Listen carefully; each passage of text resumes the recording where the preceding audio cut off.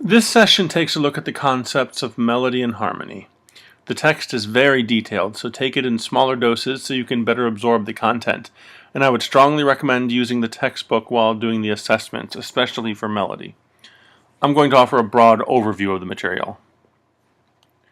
Technically, the melody is a succession of pitches or notes. That is a simplistic way of looking at it, though, and how the notes are put together makes a big difference.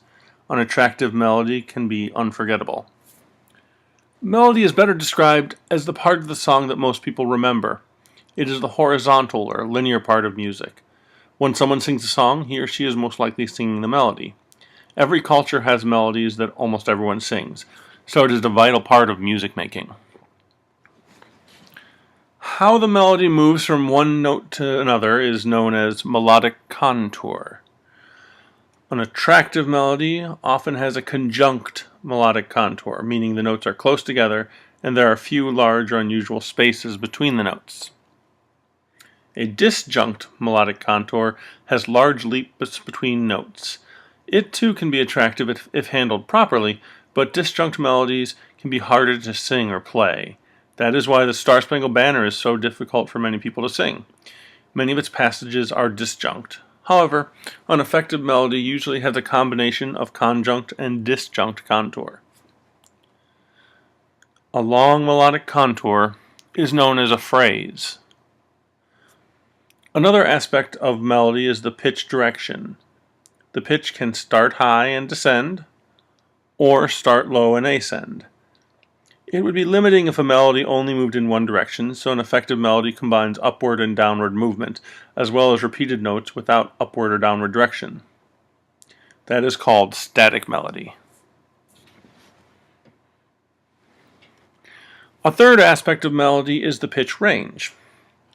A melody can have a wide range with lots of notes from high to low, or it can have a narrow range using much fewer notes from high to low. Listen for all three of these elements, contour, direction, and range, in the melodies you listen to. The next part of this discussion of melody is about tonal center. Another way to think of that is home base. It is the note in a song that gives it a sense of finality. Without a tonal center or home base, music would feel lost and most people would lose interest. It is also known as tonic, key center, and resting tone. Many classical works identify that note in the title, and the text has examples of that. When a composer moves away from home base for an extended time, it creates a subconscious tension in the listener. The return to home creates relaxation. As mentioned in the last section, this is the concept of tension and release. The final part of this lengthy discussion of melody centers on how composers use melodies. One way is the use of imitation. Imitation is using the same melody over and over as different players enter. This can be tricky to do, but a skilled composer can do a lot with one idea.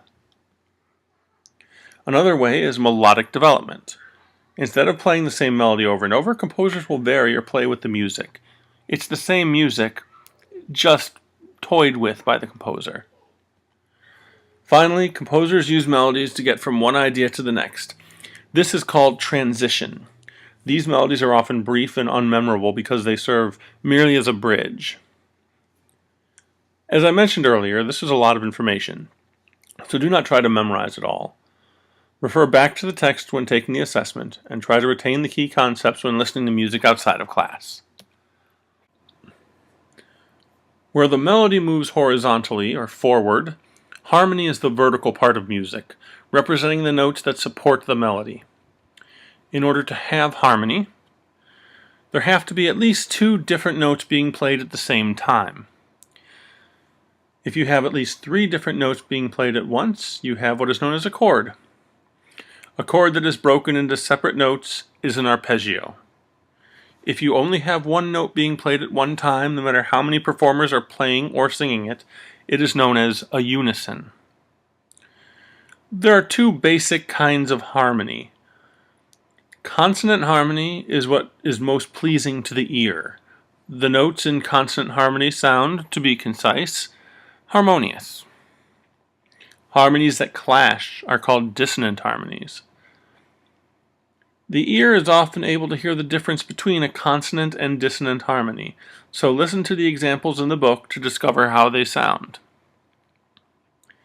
Though the text discusses them separately, harmony and melody go hand in hand.